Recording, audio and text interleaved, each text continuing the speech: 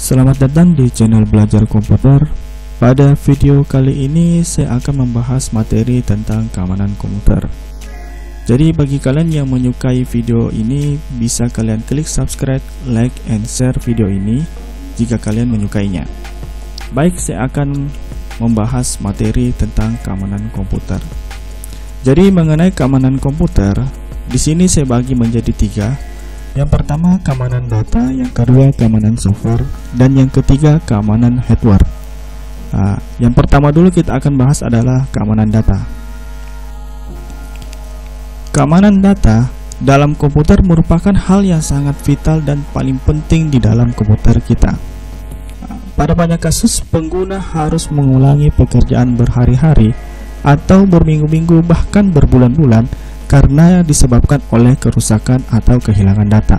Jadi bayangkan jika data kalian sampai mengalami hal tersebut, pasti pikiran kalian pasti pusing ataupun beban pekerjaan kalian semakin berat. Jadi ini yang perlu harus dipikirkan, bagaimana menjaga data dengan baik.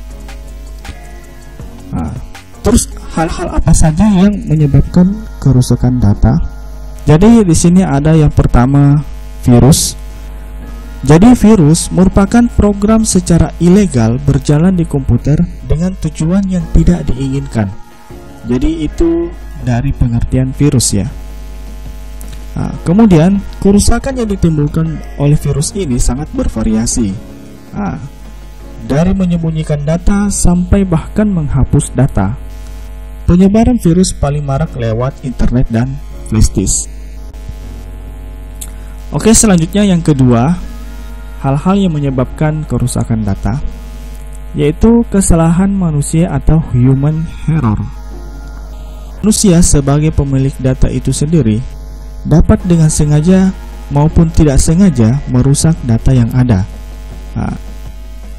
Kesalahan dalam menghapus data atau menimpa data dengan nama yang sama sewaktu proses mengcopy atau simpan adalah contoh kesalahan yang umum terjadi. Jadi biasanya orang menyimpan data itu menggunakan nama yang salah sehingga datanya tertimpa dan data yang sebelumnya disimpan itu menjadi hilang. Komputer biasanya mengirimkan sebuah kotak dialog pesan apakah datanya ingin ditimpa atau tidak, karena biasanya kalau orang tidak mau pusing lagi atau manusianya lagi terburu-buru, jadi tinggal tekan saja klik ataupun asal tekan saja sehingga tidak memperhatikan informasi yang ditampilkan oleh komputer dan akhirnya datanya tertimpa dan data sebelumnya hilang. Ini faktor murni dari kesalahan manusia.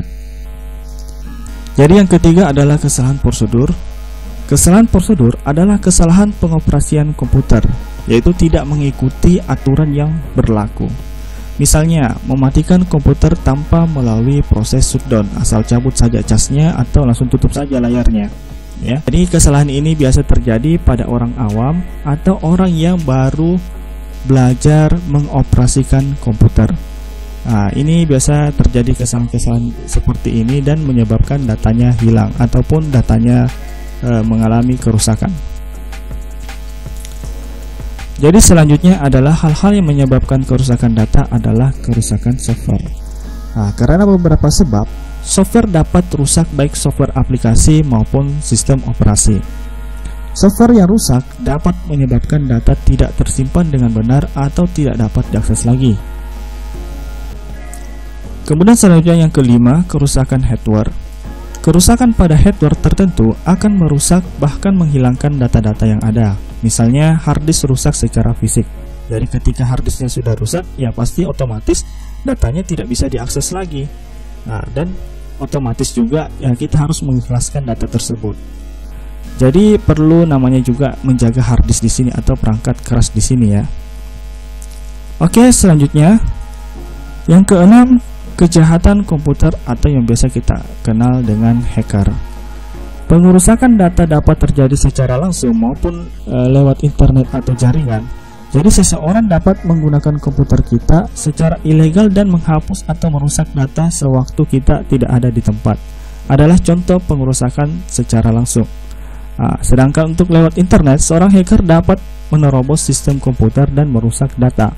Jadi ini ada dua faktor ya terhadap kejahatan komputer ini. Ada yang merusak langsung dan ada yang tidak langsung. Kalau tidak langsung itu yaitu contohnya seorang hacker tadi ya, merusak data kita atau membobol sistem kita dari lewat internet. Sedangkan yang secara langsung yaitu sewaktu-waktu seumpamanya kita lagi mengoperasikan komputer, tiba-tiba kita ingin ke WC dan lupa mematikan komputer, dan tiba-tiba ada seseorang yang tidak tahu entah dari mana mencoba mengakses data kita, menghapus data kita, ataupun merusak data kita, ataupun menggunakan data kita secara tidak benar. Inilah yang menyebabkan data-data kita rusak ya, oleh faktor yang secara langsung. Oke, sekarang kita bahas yang ketujuh, yaitu bencana.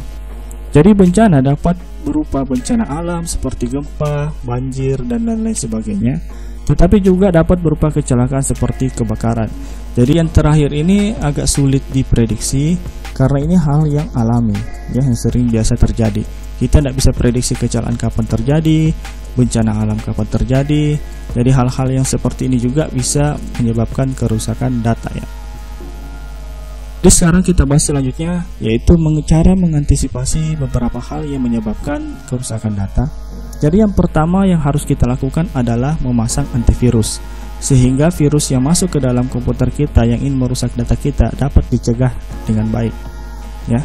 Jadi kita bisa menggunakan antivirus apa saja ya, mau antivirus buatan dalam negeri ataupun antivirus buatan dari luar negeri, jadi terserah kalian. Jadi ketika kita menggunakan antivirus, jangan lupa selalu diupdate antivirusnya ya, supaya membaca virus-virus terbaru yang selalu ada ya. Jadi itu fungsinya diupdate. Selanjutnya kita bahas yang kedua, yaitu bagaimana mengantisipasi hal-hal yang dapat menyebabkan kerusakan data, yaitu melakukan backup secara rutin. Jadi data yang ada pada komputer kita jangan lupa di backup datanya. Yaitu kalian bisa alihkan datanya lewat harddisk eksternal ataupun lewat penyimpanan cloud ya di internet. Jadi jangan lupa selalu rutin, saya anjurkan ya setiap bulan ya, atau bisa setiap minggu di backup datanya, supaya datanya ini ketika ada bermasalah ya kita bisa akses lagi data yang sudah ada ya, yang sudah. Ketika nanti datanya hilang, kita bisa akses lagi datanya di tempat yang sudah kita simpan sebelumnya. Jadi bisa kita merasa aman dan tidak terlalu kecewa ketika data kita hilang. Oke, selanjutnya yang kita bahas adalah hal-hal yang bisa diantisipasi ketika data kita mengalami kerusakan, yaitu recovery atau restore. Jadi proses recovery adalah proses mengembalikan kondisi data atau sistem pada saat terakhir kali disimpan. Nah, recovery ini kadang sulit dilakukan karena tingkat keberhasilannya tidak dijamin 100%. Nah, jadi dengan menggunakan program tertentu kita bisa melakukan recovery. Jadi recovery itu ada sudah disediakan dalam sistem operasi, ada juga beberapa aplikasi yang bisa kita download dan bisa kita gunakan, dan ada juga yang prabayar ya kalau kita ingin hasilnya maksimal. Jadi recovery ini kadang juga saya gunakan untuk mengembalikan data, tapi terkadang ada yang berhasil dikembalikan, ada juga yang tidak berhasil dikembalikan atau sudah mengalami kerusakan permanen. Jadi recovery ini adalah salah satu hal yang bisa kita lakukan untuk mengembalikan data-data yang hilang ataupun yang rusak ya, walaupun tidak sempurna ya. Selanjutnya adalah menggunakan password. Jadi ini yang perlu diperhatikan ya para pengguna komputer. Biasanya para pengguna komputer awam biasanya jarang memasang password pada sistem operasinya ataupun pada komputernya. Jadi ini yang biasa menyebabkan orang dengan mudahnya mengakses komputernya ataupun orang lain mengakses datanya dengan mudah. Jadi kita sebagai pengguna komputer jangan pernah lupa untuk menggunakan password di komputer kita atau memasangi password untuk file-file yang penting. Jadi sehingga orang-orang yang tidak dikenal ataupun orang-orang yang iseng mau mengakses komputer kita itu agak sulit masuk di data kita ya, atau mengakses data kita. Jadi ini hal-hal yang perlu dilakukan. Yang kelima, jangan lupa pasang firewall ya. Jadi firewall ini untuk mencegah akses dari internet seperti hacker tadi. Jadi kalau kita tidak pasang firewall, nanti para hacker dengan mudahnya bisa merusak data kita atau mengakses data kita. Jadi ini salah satu pencegahan, jangan lupa pasang firewall ya. Selanjutnya, menggunakan komputer sesuai dengan prosedur. Jadi saya harapkan, jadi bagi yang baru belajar selalu menggunakan komputernya dengan sesuai prosedur. Jadi pahami dulu prosedur apa yang dilakukan untuk mengoperasikan komputernya ataupun mematikan komputernya. Dan bagi yang sudah mahir ya, atau yang sudah paham atau sering biasa menggunakan komputer, jadi diharapkan selalu menggunakan komputernya sesuai dengan prosedur yang ada ya. Walaupun misalnya menutup layar itu tidak dianggap ya hal lumrah, tapi ya jangan biasakan selalu menutup layar, karena itu bisa juga menyebabkan terjadinya kerusakan ya, kerusakan pada hardware-nya sendiri. Jadi saya harap atau saya beri saran ya, kalian harus tetap menggunakan komputernya sesuai prosedur dan aman. Kemudian yang kita bahas selanjutnya, keamanan software. Software yang kita miliki dapat mengalami kerusakan yang membuat kita terpaksa harus memperbaiki atau memasang ulang atau menginstal ulang software. Jadi karena itu software yang kita miliki perlu dijaga, apalagi bila kita beli dengan harga yang mahal atau perlu keahlian khusus dalam proses pemasangannya. Jadi ini hal-hal yang perlu diperhatikan ya. Jadi software yang kita miliki itu perlu dijaga, karena software itu apalagi software penting itu biasanya kita beli. Poin selanjutnya kita akan membahas kerusakan software dapat disebabkan oleh beberapa hal, yaitu yang pertama, penggunaan software bajakan.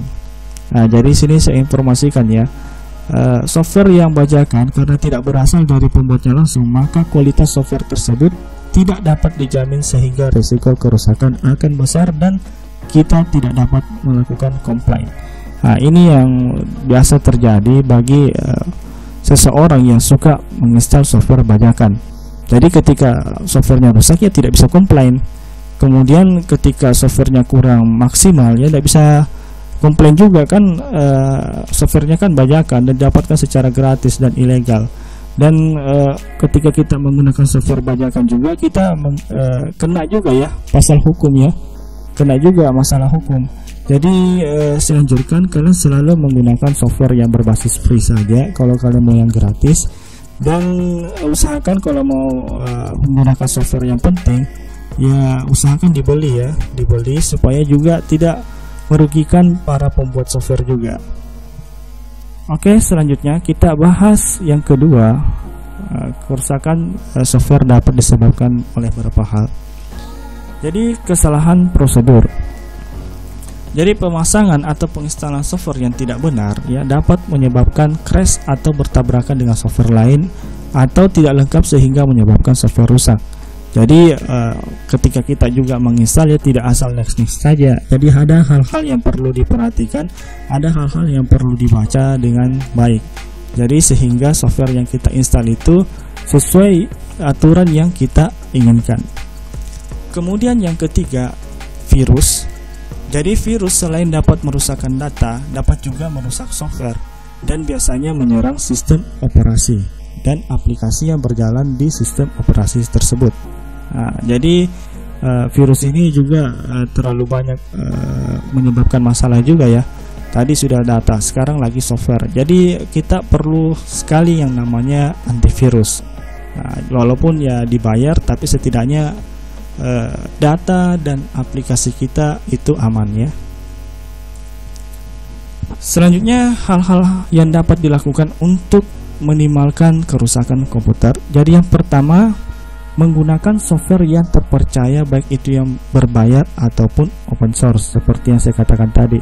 Jadi kalau kalian menggunakan software yang mau gratis ya kalian bisa download yang free saja ya. Kemudian yang kedua, memasang antivirus. Sini saya anjurkan lagi memasang antivirus. Jadi antivirus dapat menangkal. Selanjutnya, jangan lupa backup sistem ya. Jadi sistem komputer dapat di backup secara keseluruhan dengan menggunakan aplikasi tertentu sehingga bila terjadi kerusakan yang paling parah sekalipun dapat dikembalikan ke kondisi semula. Yang keempat, lakukan sesuai prosedur. Jadi tadi sudah saya sarankan juga. Jadi kalian harus melakukan sesuai prosedur yang ada. Jadi jangan asal next saja, mentang-mentang selalu menginstal asal next. Jadi tidak semua software di install seperti itu ya.